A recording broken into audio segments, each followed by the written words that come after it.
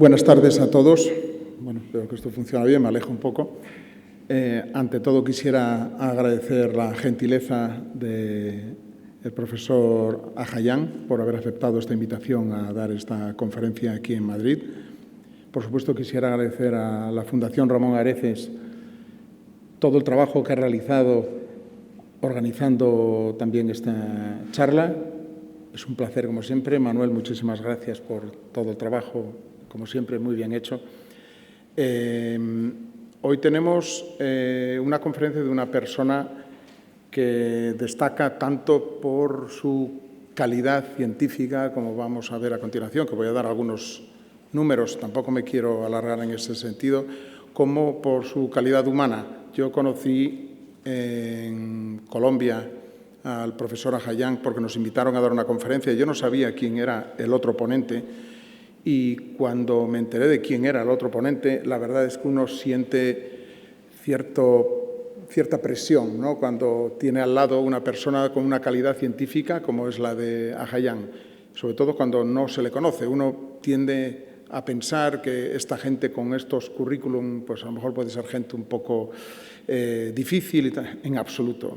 Me di cuenta perfectamente que, aparte de ser un gran científico, era una persona que se interesaba por toda la ciencia que hacía el resto de personas que estaban allí, sobre todo el resto incluso de estudiantes que se acercaban. Esto indica que es una persona que realmente se interesa por las personas y por lo que son capaces de hacer y no solamente se mira al ombligo su propio trabajo.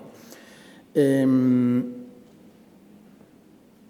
es ingeniero metalúrgico, inició sus estudios en Banaras Hindu University, en India.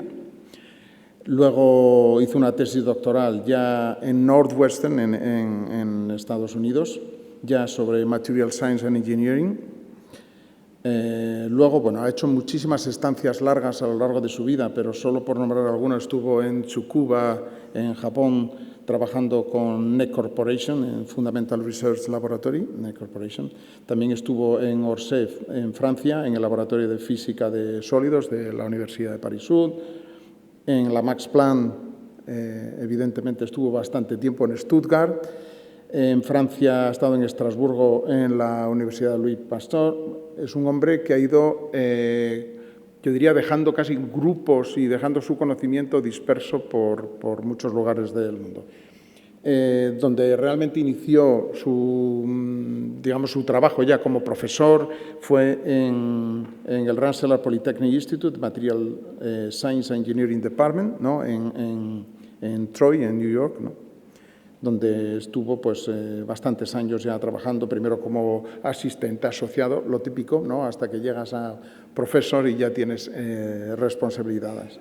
Ha pasado también bastante tiempo en Tsinghua University, en China, y luego también en Alemania, en Karlsruhe, en el Institute of Nanotechnology. Es profesor distinguido en cantidad de universidades en todo el mundo, en Japón, en China, en India, en Singapur, y luego al final ha recalado desde el año 2007 hasta la actualidad en el Rice University, es el director del Departamento de Material Science and Nanoengineering Department, que combina con estancias por todo el mundo en todos estos sitios que he comentado. Solo, vamos a ver, el listado de premios internacionales ocupa un folio por las dos caras. Evidentemente no voy a leer ninguno, solo quiero decir que es una persona muy reconocida. Ha escrito 3 libros, de los cuales hay uno, bueno, pues yo diría que es uno de los libros más leídos en el campo de Nanocomposite Science and Technology, que es de Wiley Publishers, y que es una maravilla. Tiene más de 1.200 publicaciones en revistas científicas con mucho impacto. Solo hay que ver que tiene un índice H, que tanto hablamos de 198, y tiene más de 180.000 citas. Entonces, hablaba con el profesor Aguilar antes que, bueno, me decía, hombre, no damos mucha importancia a esos números, pero cuando alguien tiene esos números realmente tiene que ser algo excepcional, ¿no?, que es su caso. Ha dirigido 55 tesis doctorales, más de 400 401 con la de hoy, conferencias invitadas, y tiene más de 30 patentes, muchas de ellas están en explotación, lo que demuestra que es un hombre que también se preocupa realmente por la valorización de su investigación.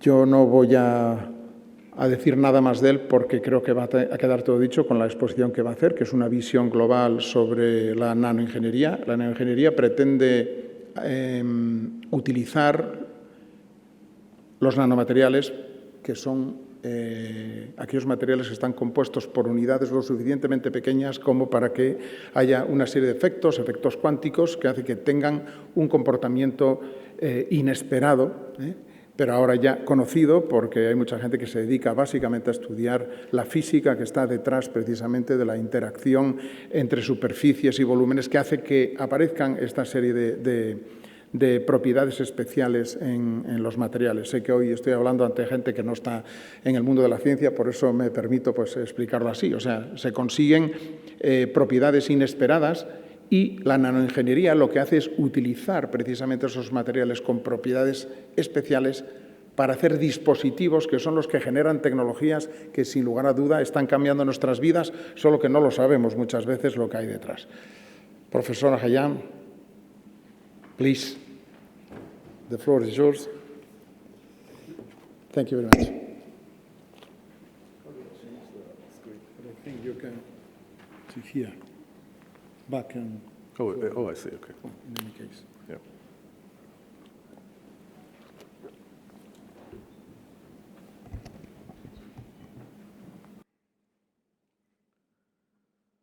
Well, good afternoon. Buenas tardes. I'm not going to say that I understood everything that Ramon said. No puedo decir que haya entendido todo lo que ha dicho Ramón, no tendría, pero he podido captar algunas de las ideas. Y en primer lugar, lo que dijo sobre Colombia, y estuvimos allí juntos en Colombia. A veces hacemos amigos en los sitios más extraños, pero sí es cierto que nos encontramos allí. Muchas gracias a la Fundación por invitarme y gracias, Raimundo, por organizar todo esto. Yo veo que esto es un sitio muy bonito y es un honor estar aquí para dar esta charla. Y de nuevo, me imagino que la sala es el público es bastante amplio y variado. Lo mantengo también bastante amplio esta charla para que por lo menos podáis apreciar algunas de las cosas que se han hecho en los nanomateriales y la nanotecnología.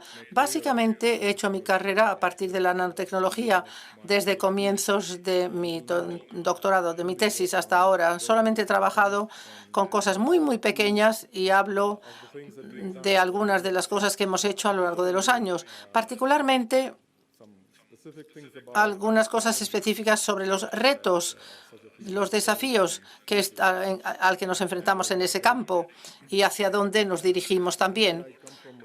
Y vengo de esta Universidad de Rice, que es una institución de 100 años en el medio de Houston. Es la capital de la energía. Solía ser la capital de la energía. No sé cómo va a ir evolucionando con estas energías alternativas estando ahora tan importantes, pero desde luego tiene una fuerte huella de energía, de industria de la energía y de industria sanitaria también. Y es una ciudad bastante grande, por lo tanto, en la parte sur de Texas. Entonces, quisiera empezar con una cita de uno de mis físicos preferidos, Mikio Kaku, que dijo que de lo que vamos a ser testigos en el futuro es que nuestra vida va a estar controlada no exactamente por dioses, pero por algunos tipos de ciencias y tecnologías. Y lo que es interesante de esta cita es que menciona la nanotecnología de forma muy predominante ahí también.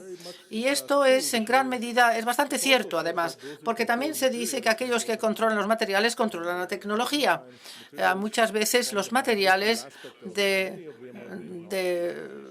forman la base de las nanotecnologías que surgen y la nanotecnología forma parte de estos nuevos materiales también que van a ir emergiendo. Pero también podemos volver y preguntar qué es realmente la nanotecnología. Me gustan muchas de las otras tecnologías como la biotecnología, la información, etcétera, esencialmente nombradas con una escala de longitud. Nos podemos preguntar por qué esta nanoescala es tan interesante y tan importante. Hay múltiples respuestas y, desde luego, lo que siempre intentamos ir hacia la miniaturización. Si tomamos las tecnologías como la electrónica, siempre llevamos los límites de las dimensiones porque queremos poner la más cantidad posible de cosas en un espacio más pequeño. Y, de hecho, la nanotecnología ahí es donde entra en juego, porque queremos hacer dispositivos que sean funcionales en la escala más pequeña que sea posible.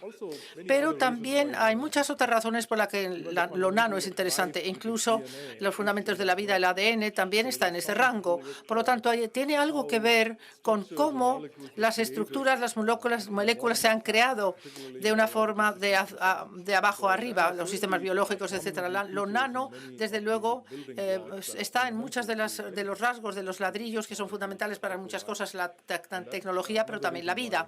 Es otra razón por la que esta tecnología está siendo tan fascinante. Y, por supuesto, hay otra razón de ciencias básicas, y esto es debido a que cuando las estructuras van a esa escala, las propiedades fundamentales pueden tener una desviación significativa del comportamiento global. Hay muchos ejemplos, incluso una fibra, porque es muy pequeña, pierde su potencial de tener plasticidad, por ejemplo. Esto es un ejemplo nada más. O bien la parte del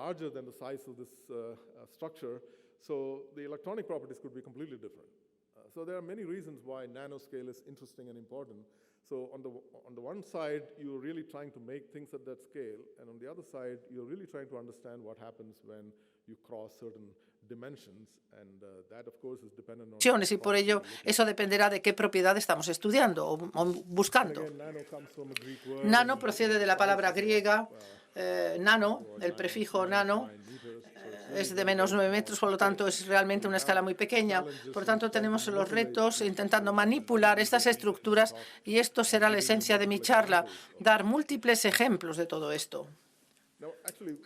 De hecho, antes de empezar la charla, hablé de esta pregunta. ¿Cuáles son las aplicaciones de los nanomateriales y de la nanotecnología hoy?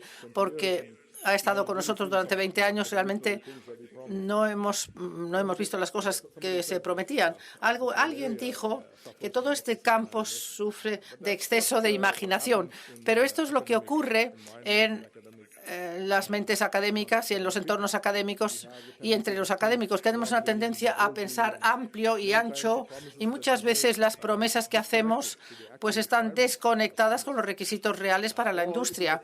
O bien se trata de una cuestión de horizonte de tiempo, de límite de tiempo. Las cosas llevan mucho más tiempo del que sospechábamos al principio y es una combinación de muchas de estas cosas que en última instancia han tomado bastante tiempo para que realmente pudiéramos ver el impacto verdadero de la nanotecnología. Y estoy totalmente seguro de que esto va a ocurrir de muchas formas diferentes. Y, de nuevo, la charla de hoy intenta estudiar de todo esto desde esta perspectiva y ver qué es lo que puede ser en cuanto a los retos que hay intrínsecos y extrínsecos en ver cómo se va a producir esta tecnología en su escala completa. Tiene sentido. Esta tecnología, de hecho, se ha ocurrido ya. Los semiconductores son un gran ejemplo. La forma en que los materiales se producen para crearlos a escala nanoescala es bastante diferente de muchas de las cosas de las que yo voy a hablar aquí hoy. Por lo tanto, tenemos diferencia entre la tecnología de arriba a abajo, que las industrias como la fabricación de semiconductores se hace comparando con la tecnología de abajo arriba, que la nanotecnología es como va a producirse. El de abajo arriba son los sistemas biológicos, de las cosas se van ensamblando y se vuelven funcionales, mientras que en muchos casos, en los semiconductores, por ejemplo, se mecanizan las cosas hacia abajo y se crean estructuras suficientemente pequeñas. Y, por supuesto, hay un límite de cómo de pequeño se puede hacer con la tecnología de arriba a abajo, pero si vemos esta ilustración, podemos ver que han hecho un trabajo fantástico. Están empujando los límites, menos de 10 nanómetros, en empresas que hablan de dispositivos de 3 nanómetros que se van a convertir en algo comercial en última instancia. Pero se trata, por lo tanto, de una dicotomía muy interesante de cómo estos dos distintos enfoques, mecanizar las cosas hacia abajo y llegar a escala más pequeña y ensamblar desde abajo hacia arriba estos ladrillos y hacer que las cosas funcionen. Probablemente en este momento estamos en donde estas dos cosas se han probado y habrá una especie de sinergia en última instancia entre estas dos técnicas. Y luego también hay muchos ejemplos de nanotecnología sorprendente en la naturaleza. Por supuesto, este es un gran ejemplo que siempre señalo en mi aula cuando doy clase. Se trata de un nanocompuesto y está hecho de la tiza que se utiliza para escribir en la pizarra. Si pensamos en la tiza, es un material que se puede romper, es muy frágil, pero este material son 99% de tiza o de carbonato cálcico y no se puede romper a menos que realmente hagamos un gran esfuerzo. Y la razón para ello es esencialmente la nanoingeniería. Lo que este material es, de lo que trata este material, creando placas de nanoescala o plaquetas de carbonato de cálcico con capas muy finas de proteínas. Si intentamos romperlo, las grietas tienen que pasar a través de un número enorme de estos interfaces y en última instancia hace falta muchísima energía para que esto se produzca y por lo tanto se convierte en un material tremendamente resistente. Lo que podemos tomar, por lo tanto, un material que realmente es tan frágil y quebradizo como la tiza y construir algo como una caracola, uno de los materiales más resistentes que podemos encontrar. Esto es la esencia de la nanoingeniería y la construcción de arriba abajo de materiales o de estructuras que en última instancia es lo que queremos tener. Y, por supuesto, esto no es tan sencillo como parece y, evidentemente, por ello nadie ha sido capaz de hacer un material tan resistente a partir de esta ingeniería desde abajo hacia arriba. A medida que la nanotecnología evoluciona y que está avanzando hacia todo este campo de materiales cuánticos, el control que hace falta en estos sistemas se vuelve muy importante. Cómo de bien podemos controlar la creación de este material para poder manipular los átomos individuales, cómo podemos afectar todo esto. Todo esto desempeña un papel en el éxito que esto va a poder tener. Y hay muchos aspectos de estos desafíos que quisiera ilustrar. Uno de ellos es la compatibilidad, porque cuando intentamos crear un dispositivo a nanoescala e integrarlo con una estructura más grande, una plataforma, al final tenemos este problema de compatibilidad. Incluso si intentamos hacer un dispositivo sencillo a partir de una estructura como una electrónica molecular, un contacto electrónico molecular, va a ser mucho más grande del dispositivo de hecho que queremos tratar. Y esta incompatibilidad crea muchos retos y ha sido uno de los cuellos de botella para intentar obtener prestaciones de estos dispositivos. Y del mismo modo, hay cosas como, por ejemplo, en un ruido que en última instancia entra en toda esta detección de algunas de estos dispositivos. Y esto esencialmente está dominando cuando las cosas se vuelven tan pequeñas. Y esto también produce un problema. Y luego, desde el punto de vista de los materiales, hay otro aspecto que también está relacionado con la caracterización de estos materiales. Cómo de rápidamente y cómo de fiablemente podemos ver los defectos o cómo de forma fiable podemos ver cuál es la estructura y luego obtener el feedback en todo el proceso para, en última instancia, poder construir de forma coherente buenos materiales. Esto es verdaderamente un problema. La mayor parte de las veces, con el fin de poder estudiar estas estructuras tan pequeñas, tenemos que utilizar técnicas como la microscopía electrónica o la espectroscopía de masa, y este aspecto ha sido realmente muy problemático. Y en muchos casos ahora nos basamos en aspectos de computación para que nos guíe para construir algunos tipos de materiales. Y hay todo un campo que se llama genoma de materiales que podemos obtener el poder predictivo para basarnos y construir los materiales. Y de nuevo, síntesis y procesado es parte de toda esta cadena que en última instancia tendrá que ser controlado en la posición de un átomo único si queremos obtener realmente estos materiales. Estos son los aspectos globales de la nanoingeniería de las que nos tenemos que preocupar. Controlar la especificidad de los materiales, el tamaño, la forma, periodicidad, la escalabilidad, que realmente no es un aspecto intrínseco, pero en última instancia, si queremos hacer un conjunto de dispositivos, tenemos que tener nanomanufacturación. Los interfaces que se convierten en un aspecto muy importante de todo esto, como ya he dicho ya varias veces, pero cuando intentamos hacer que los nanomateriales funcionen, tiene que haber interfaz con otra cosa o con ellos mismos. Y estos interfaces dominan la mayor parte de las propiedades. De hecho, si vemos la caracola que mostré antes, la propiedad de la resistencia está dominada por la interfaz. ¿Cómo controlamos los interfaces en esa posición para realmente poder construir materiales fascinantes? Y luego hay otras cosas como la integración y el ensamblaje. Voy a dar 2 o 3 ejemplos dependiendo del tiempo que tenga. Uno, por supuesto, son los materiales de carbono a nanoescala, que realmente ha dominado el campo de los nanomateriales durante mucho tiempo. Y, de nuevo, en mi propia carrera, empecé trabajando con nanocarbonos muy pronto. Y muchos de los ejemplos que yo les muestro son de esos trabajos que hemos realizado a lo largo de los años. La historia de los nanocarbonos es fascinante.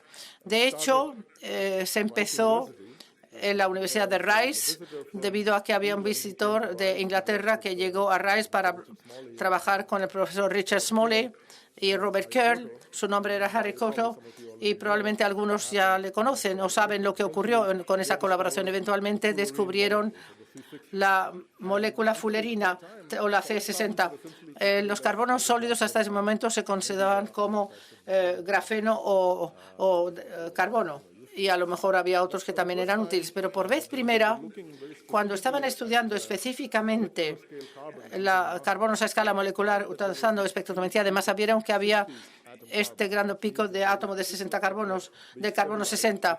Una estructura se había estabilizado con 60 átomos de carbono. Y realmente hizo falta mucho pensamiento para realmente llegar a la estructura de las fullerinas, que de hecho en última instancia terminaron como un balón de fútbol, creo que ha dicho. Esto empezó la revolución, estudiando materiales a escala molecular y a nanoescala, y resultó en varios descubrimientos más adelante que están relacionados con este tipo de estructuras que se pueden encontrar a nanoescala. No hablaré demasiado de las fullerinas porque empecé mi carrera después del descubrimiento de las fullerinas. Y este material que ven ustedes aquí en el centro es donde yo empecé, el nanotubo de carbono, y hablaré algo más al respecto. Lo que es el material fascinante en el campo de los nanomateriales durante mucho tiempo. Y, por supuesto, el grafeno vino más tarde. Y también mencionaré algunas cosas relacionadas con el grafeno.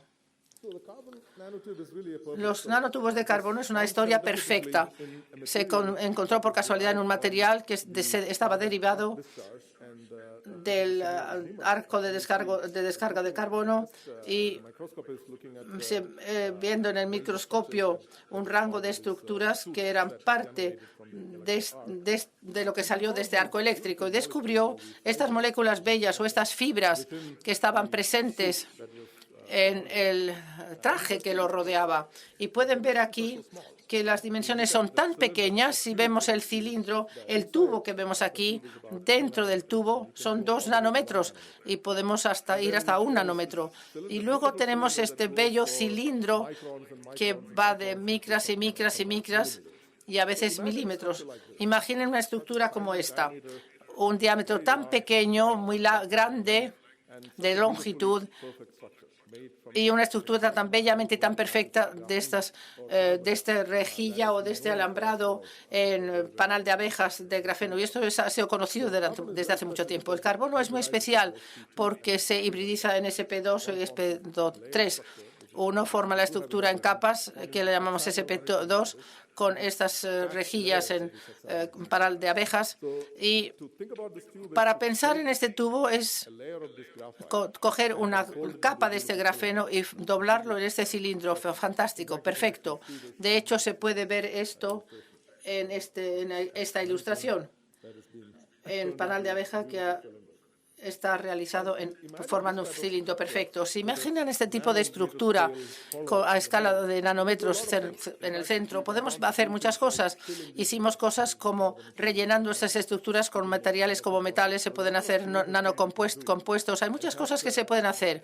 De hecho, las personas estaban fascinadas por cosas como flujo de agua a través de estas nanojunglas y lo que pasa con el agua cuando se cierra, qué tipo de estructura tiene. Hay muchas cosas bellas que se pueden hacer si tenemos cavidades controladas, nanocavidades controladas y filtraciones y otras aplicaciones. Pero lo que quería señalar es que de repente la gente descubrió que se podían tener estas tubos perfectos cristalinos de dimensiones de nanómetro hechas de puro carbono. Y no solamente eso, también se venían esas estructuras dándose cuenta que esta rejilla puede estar orientada de forma diferente en lo que se refiere al eje del tubo. Si seguimos los hexágonos alrededor del tubo, podemos tener distintos niveles de orientación respecto al eje, y algunos de los cálculos teóricos que se hicieron en primer lugar sugerían que cambiar esta capilaridad no solamente cambiaba la capilaridad, no solamente la estructura, pero también la estructura electrónica. Por lo tanto, se vio por vez primera que el mismo tubo de carbono con distintas torsiones de esta rejilla puede existir como un tubo mecánico debido a esta dimensión de nanoescala y esta ingeniería perfecta de la rejilla. La gente se daba cuenta de que se podía tener carbono que podía ser interesantemente desde el punto de vista electrónico para semiconductores. A lo mejor en algún lugar se sustituirá al silicio. Esto es un descubrimiento porque por vez primera la gente se dio cuenta que la nanoingeniería tiene más que hacer con la cadena de la funcionalidad que simplemente cambiar la estructura en sí. Y esto fue un gran impacto. Y muchas personas más adelante definieron todo tipo de materiales fascinantes basándose en esta idea de que se puede hacer ingeniería a átomos de nanoescala y obtener distintos tipos de materiales y distintas propiedades de los mismos. Desde el punto de vista de la síntesis, los nanomateriales tienen otro problema.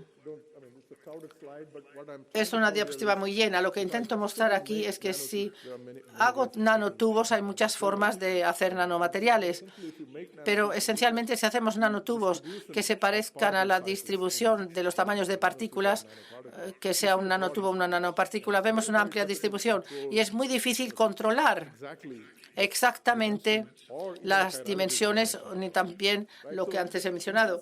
Pero la variabilidad intrínseca que existe en la manufacturación plantea un gran problema en esta tecnología. Por una parte, es muy difícil controlar la distribución. A lo mejor se pueda estrechar la ventana, pero es muy difícil hacerlo exactamente la nanoestructura en un volumen mayor. Y por otra parte, hay una fuerte correlación entre la estructura del nanotubo y las propiedades electrónicas que ya antes mencioné. Por lo tanto, ¿cómo se llega a resolver todo este dilema? Que por una parte tenemos una correlación muy estrecha entre estructuras y propiedades y por otra parte es muy difícil crear qué estructura específica o una fibra específica. Y esto es algo que todavía estamos tratando con un problema importante. Lo que hace la gente normalmente es obtener ventanas muy estrechas en esta distribución y hacer procesos de purificación para obtener un tipo de estructura específica que mostraré más adelante. Pero incluso este problema que la gente tiene imaginación, cuando Richard Smalley descubrió las fullerenas, decía cosas que me gustaría construir una fibra larga con nanotubos e ir a pescar con ellos. La idea es que podemos tener nanotubos elevados en espacio debido a los enlaces de carbono que tienen esos nanotubos. Pero toda esta idea no era una cosa fácil de lograr a nivel práctico y evidentemente hay muchas razones para ello. Pero una de las razones fundamentales es que los nanotubos tienen fibras cortas. El proceso de síntesis que utilizamos esencialmente nos da cientos de micras de largo. o a lo mejor milímetros como mucho.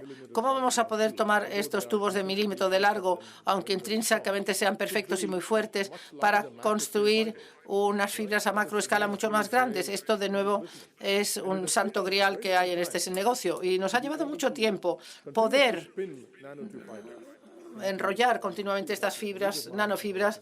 Lo que una colega puede hacer, que puede hilar estas fibras de millas de largo con este proceso.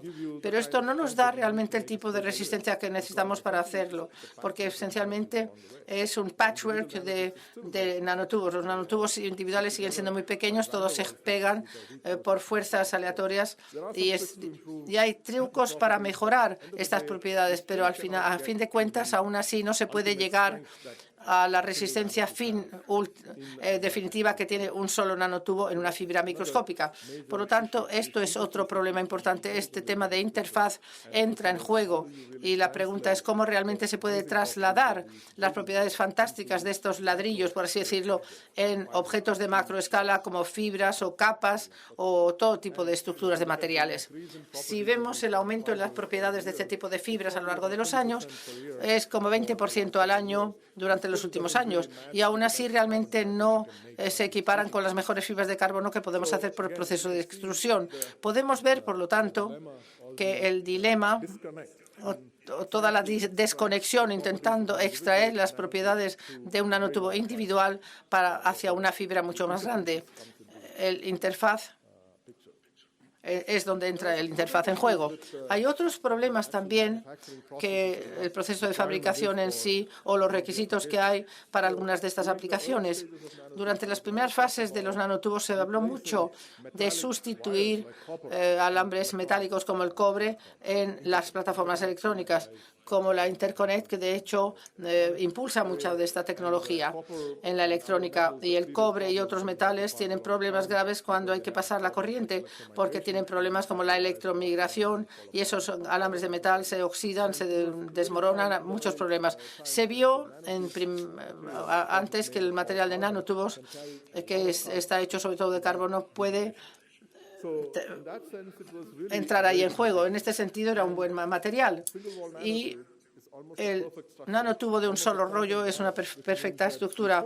Un alambre cuántico, podemos obtener una alta conductividad si tenemos suficientes nanotubos en un área suficiente para competir con el cobre, por ejemplo. Pero después de muchos años de probar, la gente no ha podido crear todavía una fibra densa de carbono que compita con la conductividad del cobre.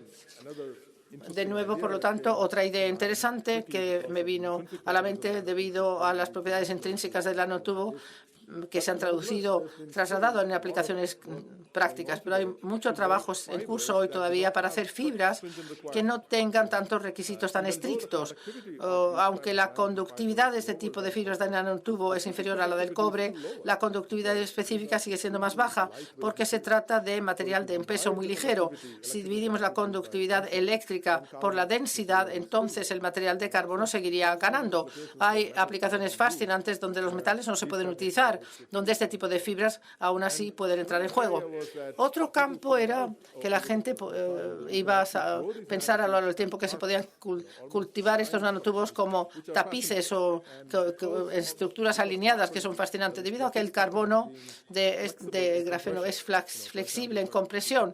Por ejemplo, si tomamos una sola capa de carbono y la empujamos, se libera un poco de flexión y se puede hacer un cilindro de ello. Podemos tener estas fibras flexibles que son muy sólidas, y si las cultivamos de una forma alineada podemos tener estructuras tipo cepillo que son muy interesantes.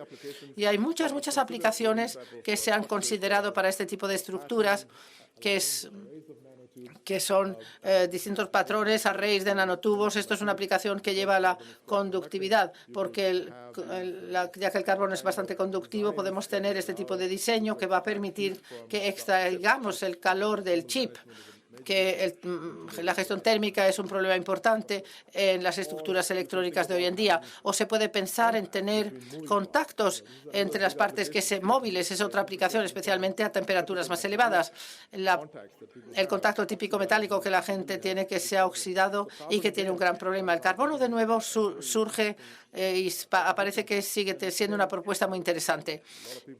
Y muchas personas intentan comprender la conducta, el comportamiento de estos contactos móviles utilizando el carbono, pero hasta cierto punto han tenido éxito. El nivel de ruido es más bajo, hay muchas ventajas también. Y después, otros aspectos interesantes relacionados con estas estructuras alineadas.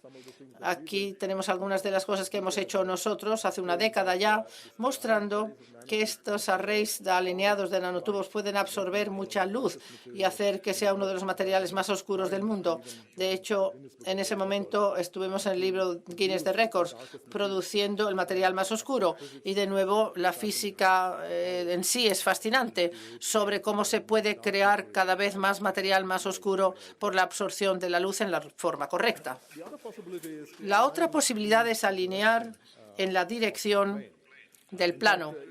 De hecho, el objetivo a largo plazo de la nanotecnología sería obtener una estructura que sea una estructura grande, hecha de un tipo de nanotubos que todos periódicamente están organizados periódicamente. La dificultad para hacerlo es bastante elevada y la complejidad de este problema todavía no está resuelta. Aquí tenemos otra palabra que viene de la colaboración entre nosotros y otros grupos en RISE, que muestra que primero hay que separar los nanotubos de un tipo determinado, metálicos, alinearlos en una dirección y obtener una película que descomprima un tipo de nanotubos que todos están alineados en la misma dirección. Este tipo de estructura está convirtiéndose en el objetivo a largo plazo de lo que va a hacer esta nanotecnología. Y esto llevará a muchas aplicaciones. Se podrá utilizar como un polarizador, se podrá utilizar para dispositivos de electrones de semiconducción, etcétera. Pero desde el punto de vista de los materiales, para llegar a ese punto de esta arquitectura bien ordenada de un nanoelemento a gran escala, esto realmente es el gran cuello de botella que tenemos en este campo. La mayor parte de las cosas que he mencionado tienen que ver con esta alineación bidimensional, porque el autoensamblaje y cosas de ese estilo pueden llevar a material verdaderamente alineado. Pero el santo grial de verdad sería si se puede crear algo que esté perfectamente organizado por este ensamblaje, autoensamblaje. Las preguntas que suelen hacer: si tengo los elementos correctos, ¿puedo construir arquitecturas como esta? Bien interconectados, altamente periódico, a gran escala, nanoescala, metamaterial. ¿Cuál es la dificultad para hacer todo esto? Yo creo que muchas de las personas han intentado descubrir cómo se pueden crear estas interconexiones y periodicidades en estas rejillas y cuadrículas. Y una de las cosas que hicimos fue crear algunos cambios en el proceso para construir estos materiales. En última instancia, haciendo una red sólida en 3 dimensiones de nanoarquitectura, aunque no periódica. Al obtener la periodicidad es una distinta historia, una historia diferente. Pero se puede hacer esto a través de las estructuras y también del grafeno. No mencioné demasiado el grafeno, pero el grafeno también se puede interconectar porque son ladrillos para estos nanotubos y estas arquitecturas tridimensionales y esta periodicidad. Y si se puede hacer esto, entonces realmente podemos construir materiales que sean fascinantes en cuanto a membranas, en cuanto a materiales porosos, etcétera, etcétera. Y aquí tenemos un ejemplo de una aplicación. Estas estructuras porosas de nanomateriales con carbono que han podido lograrlo y muestran un alto rango de termoelasticidad. Si puedo hacer estos andamiajes de nanomateriales de carbono, son muy elásticos a temperaturas tremendamente elevadas y muy elásticos a temperaturas muy bajas también, hasta criotemperaturas. Por lo tanto, de nuevo, utilizando el tipo adecuado de ladrillos a nanoescala y creando la arquitectura correcta, se pueden hacer muchas estructuras interesantes que podrían ampliamente ser aplicables.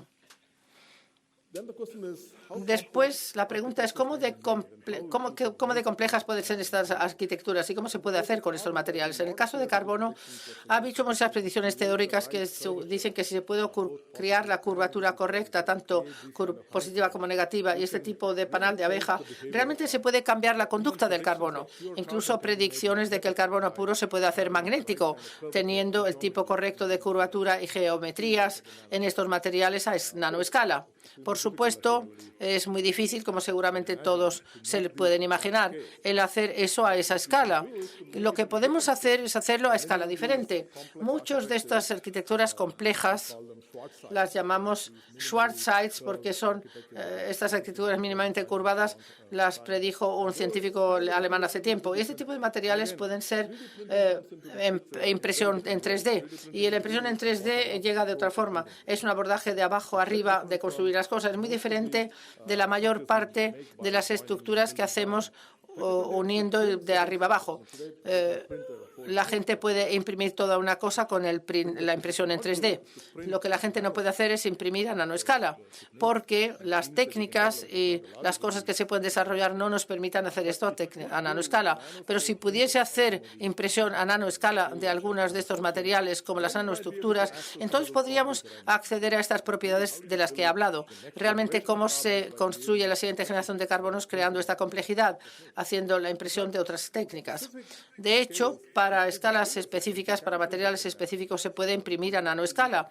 Esto, de hecho, es utilizando alguna especie de técnicas de polimerización y se podría crear arquitectura en impresión en 3D. Esto está hecho de vidrio a escalas muy, muy pequeñas. Yo creo que combinando todos estos conocimientos diferentes, hacia lo que vamos es hacia poder imprimir muchas cosas a nanoescala, y toda la situación podría ser muy diferente para la construcción de estas situaciones. La química, por supuesto, es importante. No he mencionado demasiado de química, me he centrado sobre todo en el carbono, pero el carbono puede convertirse o modificarse añadiendo la química. Incluso un proceso sencillo como hervir el carbono es química, oxidando el carbono. Oxidando el carbono puede ser algo bastante sencillo, pero no lo es. Si se oxida el carbono, lo que se obtiene es una estructura como esta. Tenemos esta estructura aromática de las capas básicas de grafeno y luego empezamos a añadir estas funcionalidades complejas. No hay forma hoy en que se pueda oxidar el carbono y tener este tipo de funcionalidad. Por lo tanto, es un problema complejo en sí mismo. Y luego muchas personas han trabajado con este carbono oxidado y el grafeno oxidado, que se llama el óxido de grafeno. Tenemos una forma diferente de convertir grafeno oxidado para reducir el óxido de grafeno, etcétera. Y se pueden construir dispositivos por ejemplo, hemos creado una estructura de supercapacitador tomando una capa de grafeno, oxidándolo y luego reduciéndolo localmente para hacer que hubiera regiones más conductivas, que son los electrodos de este dispositivo. Y en última instancia se pueden utilizar para distintas aplicaciones. O bien se puede pensar en coger una capa de grafeno y, de hecho, descomponerla a puntos cuánticos o discos cuánticos. Y los puntos cuánticos son realmente muy útiles en muchas tecnologías. La mayor parte de las veces se oye hablar de puntos cuánticos de materiales semiconductores como selenio de cadmio, pero realmente no son demasiado amigables para la mayor parte de estas aplicaciones. Nosotros, de hecho, buscábamos el potencial de obtener puntos de cuánticos basados en carbono que eran fascinantes para emisión de luz, así como también para estudios catalíticos. Hay mucho trabajo en curso hoy en día que sugiere que si se puede modificar o manipular los puntos de carbono con dopantes específicos, se pueden utilizar como andamiajes para reducción. Distintos tipos de aplicación, pero el objetivo es controlar las arquitecturas de carbono que estamos produciendo a nanoescala. Voy a hablar en breve sobre estas otras estructuras con las que hemos trabajado, pasando de los nanotubos de carbono a algo que es bidimensional. El grafeno vino después del descubrimiento de los nanotubos, pelando capas de grafeno utilizando el Scotch tape, y el premio Nobel se le dio a la persona que lo hizo explorando la física en este material bidimensional. Los materiales bidimensionales son fascinantes y son un reto en distintas formas.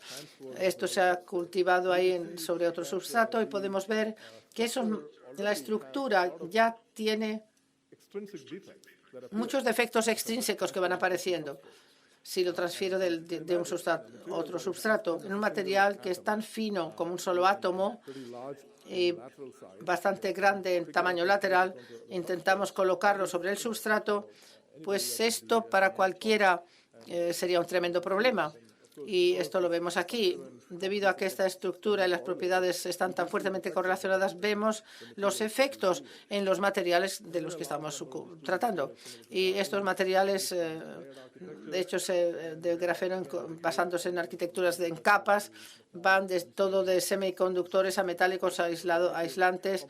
Hay una variedad de composiciones que se pueden hacer en este formato bidimensional. Y en última instancia, si queremos construir arquitecturas funcionales, hay que ensamblarlas. Tenemos todas estas interfaces y el mismo tipo de problemas de los que he hablado pues entran en juego aquí también, aun cuando la dimensionalidad es bastante diferente.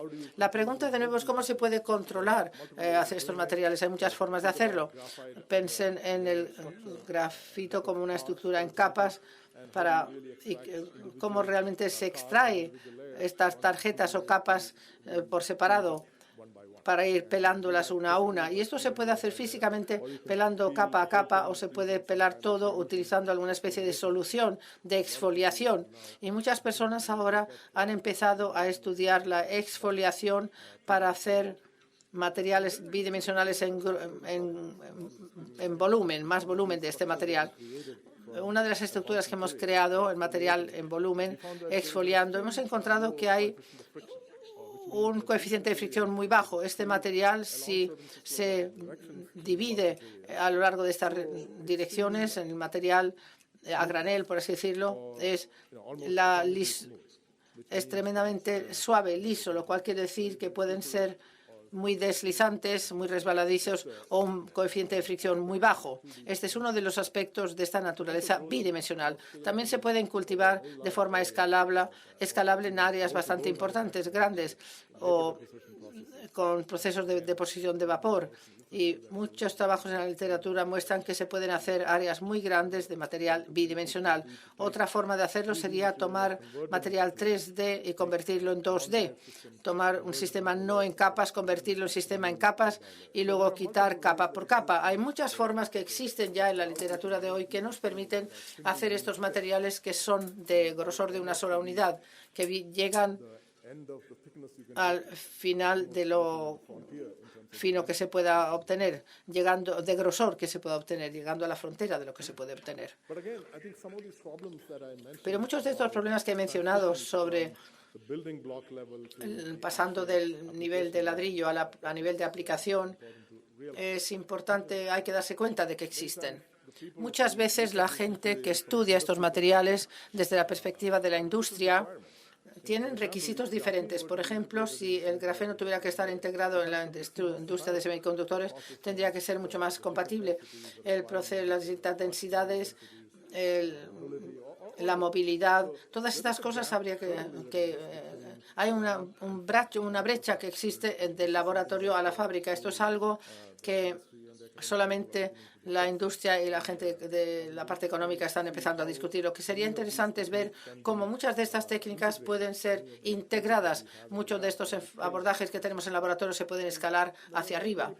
Y hay muchas predicciones y demostraciones también a nivel académico para crear nuevos tipos de dispositivos que ganen a la tecnología de silicio un día, porque esto ha llegado a un cierto límite en cuanto a la prestación, a las dimensiones, aun cuando han alcanzado 5 nanómetros en dimensiones.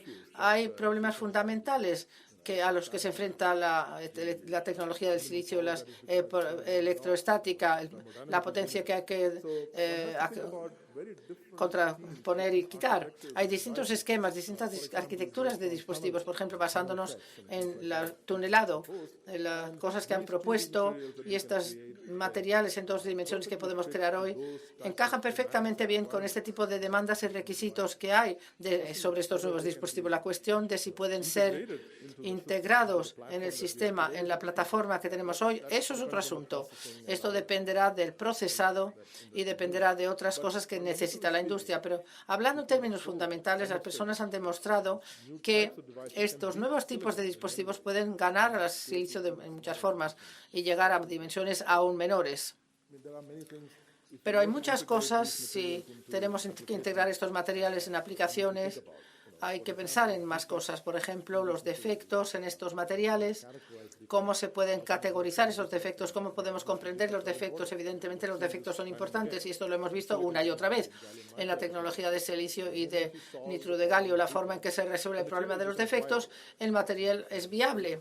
Y en el caso de los materiales bidimensionales, cómo se caracteriza esto y cómo se documenta, etcétera, es lo que a veces está siendo un problema. Y hay una diapositiva que muestra que si comparamos estos materiales defectuosos con material con menos defectos, podemos ver que la estructura electrónica cambia muchísimo. Y esto, de nuevo, se convierte en un factor importante. En los casos de materiales bidimensionales hay otro aspecto fascinante, es la historia que se ha desenvuelto. Entonces, la fiabilidad para ir apilando. Estas estructuras son como un juego de cartas. Tenemos capas apiladas una encima de la otra. Entre las capas, la interacción es débil, controlada por interacciones aleatorizadas. La pregunta realmente es, ¿podemos tomar distintos tipos de materiales en capas y mezclarlos? Por ejemplo, ¿puedo coger capas de grafeno, puedo coger otra capa de otra composición y colocarlas juntas? ¿Y qué aspecto van a tener estos materiales? Es algo fascinante desde el punto de vista de los materiales. La gente lo llama sólidos aleatorios apilados de forma artificial. Si cogemos tarjetas de distintas cartas, las mezclamos todas juntas, evidentemente cada una de estas tarjetas va al grosor atómico y obtenemos un material sorprendente que realmente nunca ha existido antes. Y el hecho ahora de que podemos coger capa por capa o crear sistemas capa por capa hace que todo esto sea aún más atractivo y mucho más interesante desde la perspectiva de la ciencia de los materiales. E incluso hay también factores adicionales interesantes que entran en juego. Imaginen que estamos tomando dos capas que son finas atómicamente hablando y las apilamos juntas. Lo que realmente determina la interacción entre estas dos capas, bueno, en el caso de estas tarjetas no importa porque no hay ninguna interacción real a nivel de átomo a átomo, pero aquí esencialmente tenemos estas rejillas que se ponen una junto a la otra y siempre hay una interacción electrónica que se produce dependiendo de la distancia entre las capas, pero también dependiendo de la rotación entre las capas, porque imaginen que tomamos una capa y otra capa encima y luego lo rotamos. Entonces, dependiendo de la orientación entre los átomos en las dos capas, empezamos a obtener distintos tipos de interacción. Hay todo este campo ahora que va sugiriendo que este asunto rotacional se puede utilizar para hacer nuevos materiales. La gente habla de los sistemas de dos capas de grafeno que pueden mostrar la superconductividad en el ángulo correcto entre las capas. Pueden imaginar la ingeniería que se produce a nanoescala, pero incluso más allá de la nanoescala, con cosas sencillas como torsión, etcétera. Esto ya lo vimos en los nanotubos de carbono. Pequeño cambio estructural que se introduce en esta rejilla cambia las propiedades electrónicas de forma drástica. Entonces, lo que estamos viendo es estos efectos tan correlacionados cuando vamos a las pequeñas escalas. Por ejemplo, entre las estructuras, pequeños cambios en las rejillas creando cambios significativos en la estructura electrónica. Todas estas capas torsionadas, más patrones hay entre las capas y los torsionamos porque hay interferencias y esto todo se está convirtiendo en uno de los aspectos de la ingeniería a nanoescala, creando materiales y dispositivos de este tipo. Y luego hay otros aspectos también en los que podemos pensar. Por ejemplo, yo ya he mencionado que hay múltiples composiciones que se pueden encontrar y que tienen capas similares de grosor de átomo. Podemos pensar en apilar una capa encima de la otra. También podemos pensar en coger dos capas y dividiéndolas juntas. Es decir, aparte de la estructura de apilación, podemos tener estructuras laterales. Todos hablamos de este tipo de ingeniería a nanoescala. Imaginen cómo se puede hacer. Es un aspecto fascinante. Y esto es un sistema donde estas estructuras apiladas es posible. El carbono ya lo hemos visto, el grafeno también. Esto es el nitruro de boro. Es otro material que parece exactamente como el grafeno. Una capa de nitruro de boro tiene el mismo aspecto, pero como están hechos de otro material, forman un material iónico que está eléctricamente aislante. Hablamos de dos estructuras diferentes, grafeno una capa fina atómicamente hablando, el nitruro de boro también, pero con estructura electrónica totalmente diferente. El grafeno tiene tiene medidas diferentes y un aislante muy fuerte. ¿Y qué pasa si empezamos a poner estas cosas juntas en la dimensión lateral? Como esto que vemos aquí, esta imagen. Esto será fascinante de nuevo. Y el nitruro de boro muestra que podemos cultivar estos nanotubos igual de nitruro de boro como el grafeno, utilizando aplicaciones para membranas, etc. Tenemos un centro en Rice que se llama el NEWT, que es tecnologías de agua permitidas por nanomateriales, y para ello son muy útiles. Pero aquí tenemos un diseño, arquitectura de ingeniería hecha de nitruro de boro y grafeno, atómicamente delgado, pero están unidos en los bordes, en los extremos. Tenemos estas interfaces muy agudas por ingeniería. Podemos utilizar estos dos materiales juntos. Una vez que se puede hacer, podemos ir pelándolo y tenemos dispositivos. Podemos construir todo un dispositivo sobre una sola capa de material, atómicamente fina, delgada. Esto es de lo que es esta estructura. Se pueden crear materiales como este, dos composiciones diferentes. Esto no es nitruro de boro, esto y grafeno, sino es otro material diferente. Por ejemplo, muy parecidos. Uno es el MOS2 y el otro es WS. Dos materiales, dos sistemas distintos, pero ambos tienen distintas propiedades. Uno es tungsteno y el otro es molibdeno. Se pueden pegar juntos. De hecho, se pueden hacer estructuras de esta forma, donde tenemos una interfaz atómicamente pronunciado con el molibdeno y el otro tungsteno. Y lo que también es fascinante respecto a las cosas en esa dimensión son la movilidad de los átomos. Una pregunta fundamental. Si yo hago un material anatómicamente delgado que está construido en distintas composiciones, ¿cómo de estable es esta interfaz? Este tipo de estructuras se van a tener que utilizar en un dispositivo y la estabilidad es importante. Por lo tanto, podemos ver fácilmente que algunos de estos átomos aquí, de hecho, se han movido por esta interfaz. A escala atómica o nanoescala, muchas cosas difíciles se producen, movimientos de átomos y cosas por el estilo. Y eso hay que comprenderlo también si vamos a estudiar esto como potenciales materiales para dispositivos. Y este es un tipo diferente de estructuras, hecho de lo que se llama molibdeno y telurido, creo que ha dicho. Y aquí la diferencia es que el telurido de molibdeno tiene dos fases diferentes. La misma composición puede existir en fase metálica y en fase semiconductora. Una estructura diferente, pero el parámetro de las rejillas es bastante similar. Y uno tiene dos bordes, semiconductor, y otra fase es metálica. Y esto está basado en pequeñas distorsiones en la estructura de esta rejilla. Y de nuevo, porque se pueden hacer todos estos arrays de capas, de material de capa tremendamente delgada, que de forma controlada tiene las regiones de un tipo y regiones del otro tipo también. Realmente estamos hablando de ingeniería a nanoescala.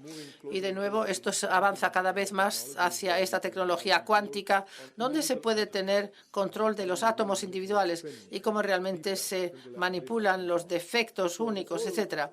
Todo esto, desde nuestra perspectiva o perspectiva de ciencias de los materiales, podemos tener acceso a cada átomo que está ahí en el material y ver qué es lo que se puede hacer y cómo se puede manipular o cómo se puede controlar a nivel local y a nivel global. Y hay facetas fascinantes. Si puedo hacer estas estructuras que están pegadas juntas, estas uniones laterales, entonces podemos pensar en todo tipo de combinaciones y materiales topológicos que añaden conducta subconductiva o las distintas físicas que existen. De nuevo, la ingeniería a nanoescala es el concepto básico para poder construir este tipo de arquitecturas. Y no solamente esto, también se puede hacer materiales bidimensionales de multicomponentes. Ya empezamos hablando del grafeno, luego de dos componentes, boro y nitrógeno. Hay cosas como molibdeno, etcétera. Pero podemos tener múltiples elementos que estén en este material. Y muestro esta imagen que lo indica. Un material, esto de nuevo es una unidad anatómicamente delgada de un solo grosor, de una sola unidad. que tiene molibdeno, tungsteno, azufre, selenio, que realmente está distribuido de forma uniforme en toda esta estructura. Es realmente una imagen muy bella, tomada por uno de los microscopios electrónicos, donde podemos señalar bien la posición y también la composición química de cada átomo en esta estructura. Y lo que nos indica es que, de hecho, se puede hacer una aleación de estos cuatro componentes como un material de grosor de un solo átomo. Y la intercalación es otra opción. Y ahora un par de diapositivas más y terminaré. El tercer ejemplo que quería indicar son los nanomateriales compuestos.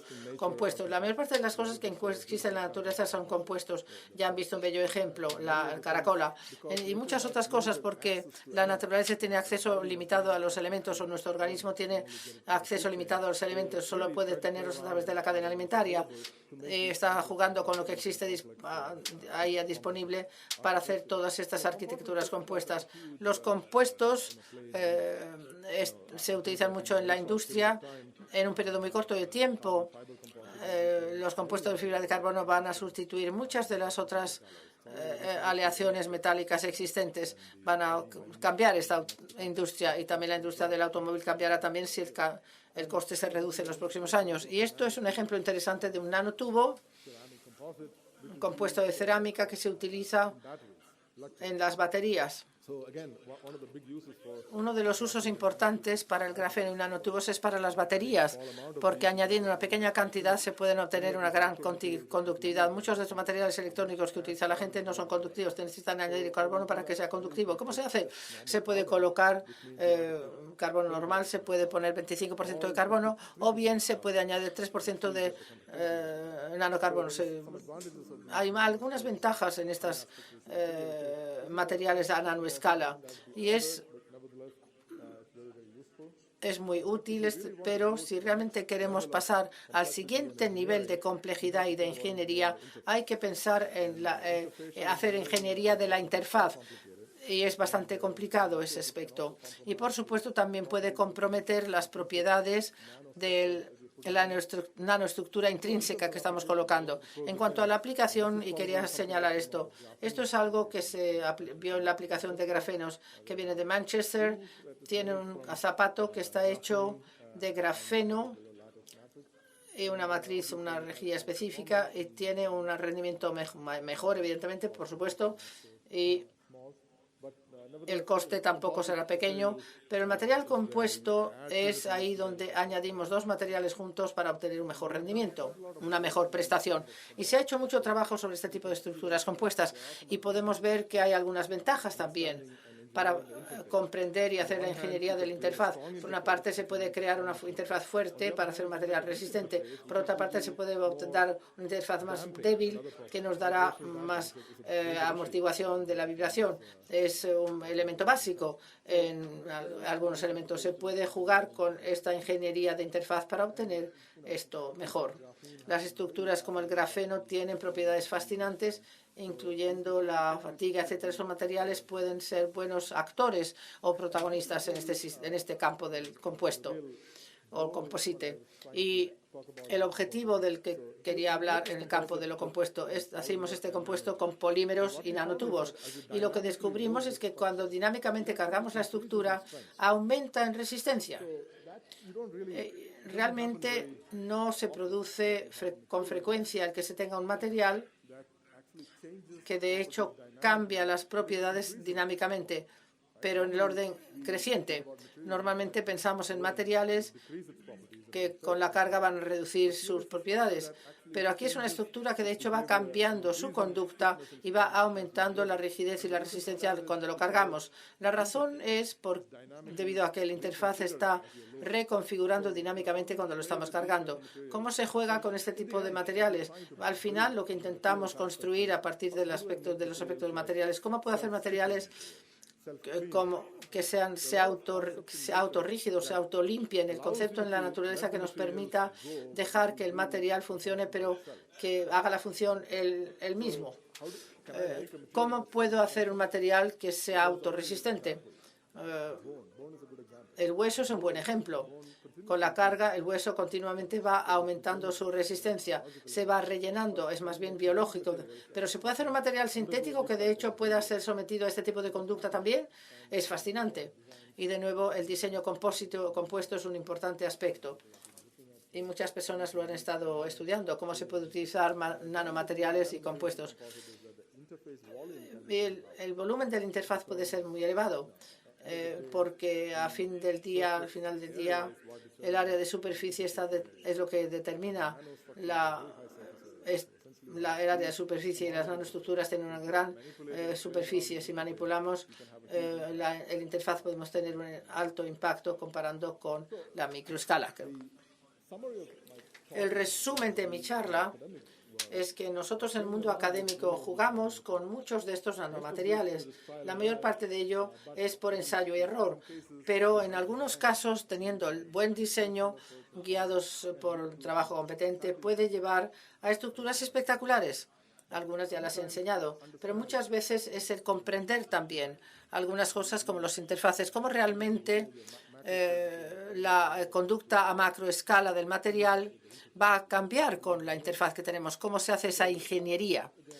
Esto, de nuevo, es de lo que estamos hablando. Y a largo plazo, yo creo que nuestro futuro dependerá de los materiales, la ciencia y la nanotecnología, en el sentido de cómo realmente se hace que sea que responda mejor, cómo estos materiales y estas estructuras pueden ser más activos a nivel dinámico, que se autolimpien, que sean autorrígidos. Esta perspectiva a largo plazo en los materiales tiene que ver, mucho de ello tiene que ver con estructuras integradas, potenciadas, con atributos estructurados o con sensores, respuesta al material. Y estructuras y nanomateriales nos dan ventajas porque tenemos muchos más interfaces con los que hacer mucho más material sensible que se va añadiendo, etcétera. Muchísimas gracias por haberme escuchado. Mi grupo es bastante internacional, como ven en la imagen. Gente con distintas experiencias que trabajan juntos para resolver algunos problemas. Por supuesto, también tenemos aspectos diferentes de materiales que estudiamos. No solamente aquello de lo que he hablado hoy, pero también tenemos la impresión en 2D o en 3D, los laboratorios, materiales biomiméticos, etcétera. La plataforma básica sobre la que trabajamos es los nanomateriales y la nanoingeniería. Y es probablemente lo que hacemos bien. Pues muchísimas gracias. Y espero que por lo menos he transmitido algunos de los aspectos de la tecnología de los nanomateriales, que probablemente darán más alimento para la mente que otra cosa. Muchas gracias.